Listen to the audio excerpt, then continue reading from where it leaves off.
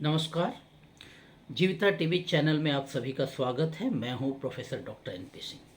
आज का विषय है जन्माष्टमी और मेंटल रियाल, यानी कि कृष्ण के जन्म का जो दिन है जन्माष्टमी, और उसका हमारे मानसिक धरातल या मानसिक क्षेत्र या मानस की जो परिधि है उसके साथ क्या अंतर संबंध है।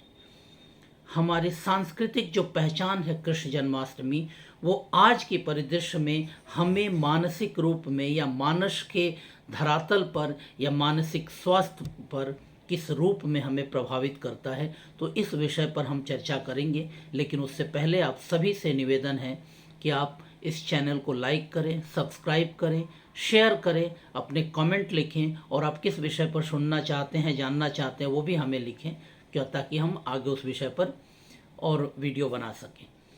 तो आइए आज के विषय पर हम चलते हैं, जन्माष्टमी और मानस या मानस का जो धरातल है उस पर बात करें।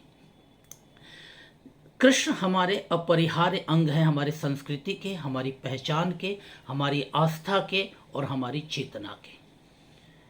तो उनका जन्म भी विशेष परिस्थिति में हुआ है और बड़ी विशेष काल में हुआ है। तो वो दिन, वो घड़ी, वो समय, वो सब कुछ कहीं नहीं, या वो काल कहें हम अपनी परिभाषा में या अपने सांस्कृतिक ये में कहें काल, वो कहीं ना कहीं हमें हमारी चेतना के स्तर पे आज भी हमें उद्वेलित करता है और हमें कहीं ना कहीं अपनी उस चेतना के साथ जुड़े रखता है। ये हमारी सबसे बड़ी स्ट्रेंथ है या सबसे बड़ी मजबूती है कि हमारा जेनेटिक इनहेरिटेंस ऐसे चीज़ों से हुआ है, ऐसे महापुरुषों से हुआ है, और इसलिए हम कहीं चेतना के स्तर पर अभी भी कहीं ना कहीं प्रभावी हस्तक्षेप करते हैं। तो जन्माष्टमी की बात करते हैं तो ये सबसे विशेष जो समय है जन्माष्टमी का, नाम ही है अष्टमी, और अष्टमी के दिन जन्म हुआ था। यानी कि जो हमारा भारतीय परंपरा में जो महीने के दो पक्ष होते हैं, एक पक्ष का 8वां दिन अष्टमी, यानी उस दिन आप आधे चंद्रमा का दर्शन कर पाते हैं। उस दिन चंद्रमा जो दिखते हैं, आधे चंद्रमा दिखते हैं, और उस दिन कृष्ण का जन्म हुआ था। आधा चंद्रमा दिखना और आधा न दिखना, ये बहुत बड़ा एक सिंबॉलिक ये है जो हमारे मानस को उद्वेलित करता है कि क्या चंद्रमा तो आधा दिख रहे हैं और आधे नहीं दिख रहे हैं, तो क्या आधे चंद्रमा नहीं है? और अगर आधे चंद्रमा हैं तो ये दो क्यों, एक आधे दिख रहे हैं, आधे नहीं दिख रहे हैं? पूरे चंद्रमा पूरे बराबर बराबर स्तर में है, यानी आधे हमारे दृष्टि पटल पे हैं, आधे हमारे दृष्टि से परे हैं। जबकि अगर सही में माने, अगर यह आस्था का विषय है, या विश्वास का विषय है, या हमारे अनुभव का विषय है, या हमारे पास जो सूचनाएं उसके आधार पे कि चंद्रमा वहाँ पूरे हैं, लेकिन हमारी जो ज्ञानेंद्रियां हैं, जो हमारे संवेदी तंत्र है, जो आँख है, उसके दृष्टि में आधे ही दिख रहे हैं, आधे नहीं दिख रहे हैं। यानी जो है वो नहीं दिख रहा है, या जो नहीं है वो दिख रहा है। अगर माने तो पूरे चंद्रमा है लेकिन दिख रहे हैं आधे, यानी जो है नहीं दिख रहा है, और जो दिख रहा है वो है नहीं, आधे दिख रहे हैं, आधे नहीं दिख रहे हैं, और पूरे आधे के बराबर, आधे दिखना आधे नहीं दिखना। ये है कि हम अपने भौतिक प्रेजेंस में, या अपनी भौतिक जो हमारी परिधि है, या हमारा भौतिक जो अस्तित्व है, उस अस्तित्व के माध्यम से अगर उस अस्तित्व को ही हम सच मान लें तो हम आधा देख रहे हैं। और अगर अपने आप को, अगर हम अब उस भौतिक एहसास से या भौतिक अपनी पहचान अस्तित्व से परे जाए, उस भौतिक अस्तित्व को एक आधार बना के या माध्यम बना के उसके परे जाएं, तो ये लगेगा कि वो जो आधा नहीं दिख रहा है वहाँ भी है। यानी जो हमारे दृष्टि पटल पे नहीं है, हमारे दृष्टि से परे है, लेकिन वो है। और वो है, उसको समझने के लिए, उसको एहसास करने के लिए, उसको जानने के लिए आपकी ज्ञानेंद्रियां नहीं काम करेंगी। उसके लिए आपको और गहरे सूक्ष्मता में उतरना पड़ेगा, यानी अध्यात्म की जर्नी वहाँ से शुरू होती है। यानी जन्माष्टमी जो है आपके भौतिक जगत, यानी जो आपके दृष्टि के सामने है, जो भौतिक रूप से परिलक्षित है, और जो भौतिक रूप से परिलक्षित नहीं है, यानी दृष्टि से परे है, उसका सामंजस्य है जन्माष्टमी।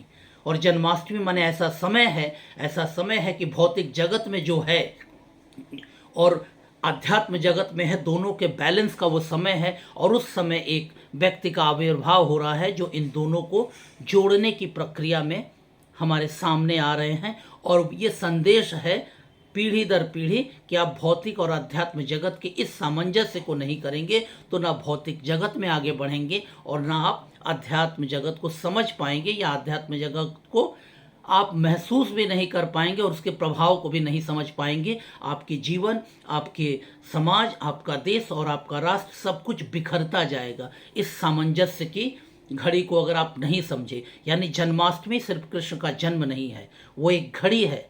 उस घड़ी है जब आप भौतिक जगत को और अध्यात्म जगत के सामंजस्य को समझने की, या वैसी घड़ी है जहाँ भौतिक जगत और अध्यात्म जगत की एक कड़ी में एक सामंजस्य में मिलते हैं। और जब भी ये मिलते हैं तब भी शायद कृष्ण का जन्म होता है। अब हमारे जीवन में, हमारे मानस क्षेत्र में जब भी हम अपने भौतिक अस्तित्व को और आध्यात्मिक चेतना को जोड़ेंगे तब हमारे अंदर कृष्ण जन्म लेंगे, तब हमारे अंदर कृष्ण का बोध होगा। शिव को जब देखते हैं तो हम डार्क एनर्जी की बात करते हैं कि वो डार्क एनर्जी है, यानी काल है। उसके अंदर जो कुछ भी नहीं दिख रहा है लेकिन उसी के अंदर संभावना है, उसी के अंदर असीम ऊर्जा है। ये जो आधे अष्टमी के दिन आधे नहीं दिखते, होते हुए भी नहीं दिखते, ये हमारे उस भौतिक जगत के साथ अध्यात्म जगत के जुड़ने की वो चेतना का वो क्षण है, वो बीज है। जब आप अध्यात्म और भौतिक जगत को एक साथ जोड़ते हैं, जब भी जुड़ेंगे तब भी आपके अंदर बोध होगा, तब भी कृष्ण का जन्म होगा। तो ये सिर्फ जन्माष्टमी सिर्फ कृष्ण के जन्म का उत्सव मनाने का नहीं है।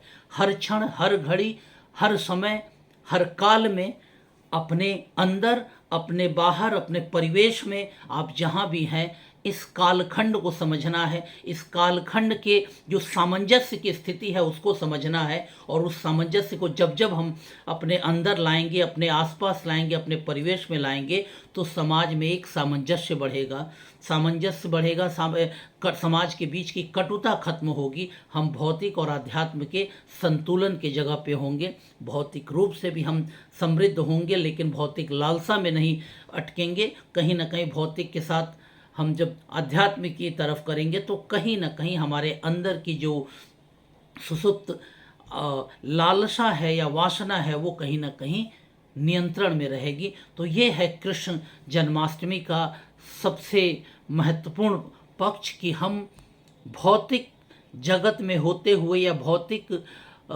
चीज़ को अब समझते हुए आध्यात्म के साथ एक सामंजस्य बनाएं। जब सामंजस्य बनाएंगे तब आध्यात्मिक उस यात्रा को समझ पाएंगे और उस चीज़ को, अध्यात्म की उस एहसास को हमारे मानस पटल पर ले आएंगे। तो कृष्ण जन्माष्टमी को अगर हम इस रूप में देखते हैं और या इस रूप में हम सेलिब्रेट करते हैं और इस रूप में हम अपने आसपास इसको प्रचारित करते हैं तो हम मानसिक स्तर से, चेतना के स्तर पे कहीं ना कहीं और ज़्यादा मजबूत होते हैं, प्रभावी होते हैं और विश्व को वही कृष्ण की शिक्षा या वही कृष्ण के मार्ग को लोगों के सामने ले आ सकते हैं। तो इसलिए आज के लिए मेरा ये निवेदन होगा आपसे कि कृष्ण जन्माष्टमी के उस क्षण को ये समझिए कि आप भौतिक और आध्यात्म के सामंजस्य के बीच में हैं और जब जब वो सामंजस्य करेंगे कृष्ण का बोध होगा या कृष्ण का जन्म होगा। कृष्ण का जन्म होने का मतलब है कि वो बोध होना। कृष्ण एक व्यक्ति नहीं थे, ये एक व्यक्ति नहीं है, वो एक चेतना है और उस चेतना के बोध होने के लिए आपको भी अपने अंदर उस काल में आना होगा जहाँ पे भौतिक और अध्यात्म का सामंजस्य बनता है। और अष्टमी या जन्माष्टमी, जब भी उस अष्टमी या उस सामंजस्य के काल में जाएंगे तब तक कृष्ण का जन्म होगा। वो अष्टमी या वो सामंजस्य के काल जन्माष्टमी होगा और आपके अंदर कृष्ण का बोध होगा, आपके आसपास कृष्ण का बोध होगा, आपके परिवेश में होगा। तो आज के लिए इतना ही। इस विषय पर अपने राय लिखिए, कमेंट लिखिए। आगे और क्या जानना सुनना चाहते हैं वो बिल्कुल हमें बताइए, हम उस पर विषय बनाएंगे। और एक बार फिर इस चैनल को लाइक करें, सब्सक्राइब करें, कमेंट करें और अपना शेयर करें। बहुत बहुत धन्यवाद। नमस्कार।